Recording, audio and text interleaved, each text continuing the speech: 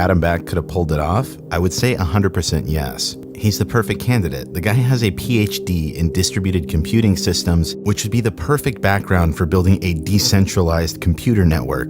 Bitcoin was coded in C++, and Adam codes proficiently in C++.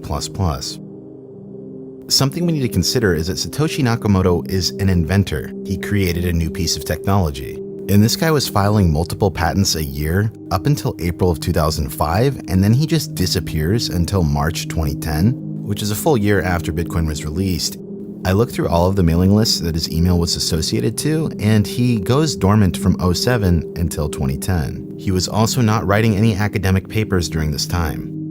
According to Adam Back, Satoshi supposedly even sent him the software once it was released, but according to him, he shrugged it off and didn't mine a single Bitcoin. Adam has never provided proof of these emails either. Now I know what you're thinking, well maybe Adam didn't have any interest in anonymous payments anymore. After all, that was back in 1998. But here's the thing, around 2007, right when Satoshi started on Bitcoin's development, if you read Adam Back's Wikipedia page, which he wrote himself, it reads, he has an interest in privacy technology and electronic cash. So you had time to update your Wikipedia information, stating that you're interested in anonymous payment systems right when Satoshi started development on Bitcoin, but when Satoshi finally figured out how to do something that you planned on doing since 1998, you don't even bother to open the software? How convenient. It's not like you were busy during this time. Call me crazy, but if we dive deeper into Adam Back, more coincidences just start lining up. What about Satoshi's writing style? Well, if you recall from part 1, he uses British English, and whenever possible, he is known to use double space after each period.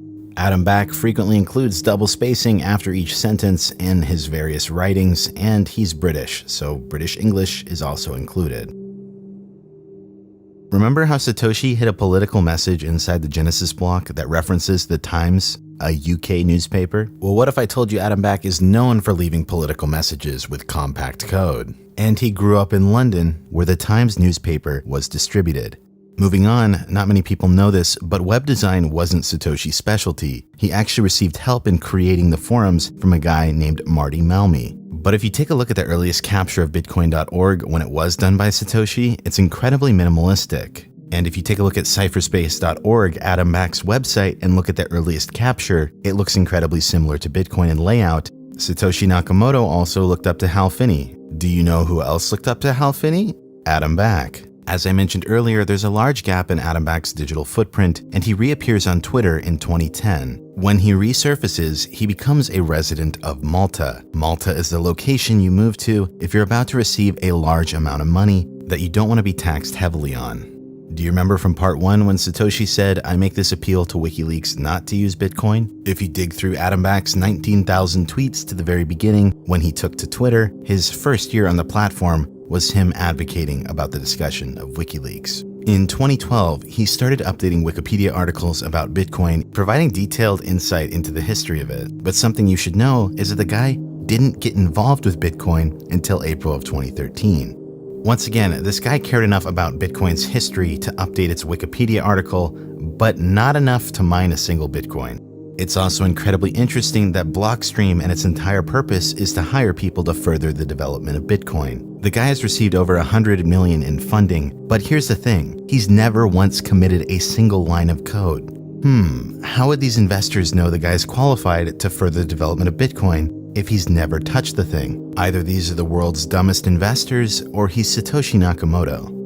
Do you guys want to know the date that Adam Back does finally join the Bitcoin forums and start participating in the community? April 17th, 2013. This is the exact date that an article by the name of The Well-Deserved Fortune of Satoshi Nakamoto came out. He joined back the day everyone figured out how much money Satoshi Nakamoto had. In his introductory post, he starts off bossing people around. He doesn't have a natural progression into the community whatsoever. His first post is telling others to fix certain explanations on the Bitcoin wiki. A few days later, someone ended up linking the post about Satoshi Nakamoto's fortune on the forums, and Adam chimed in saying, well, that's kind of an unfortunate privacy bug. Coincidentally, I thought I fixed a few potential issues like this in Hashcash. For Satoshi now, maybe he can find a private buyer via a lawyer and Swiss banking services. Or perhaps we're forced to implement Zerocoin to protect him. Anyway, don't sweat it, people. He can probably get by on a few million play money and his post-privacy bug fix mining hoard until there's a solution on his post. When was that bug fixed, by the way? I can't tell from those low-res graphs. And he's probably holding out for the 10K Bitcoin era anyway.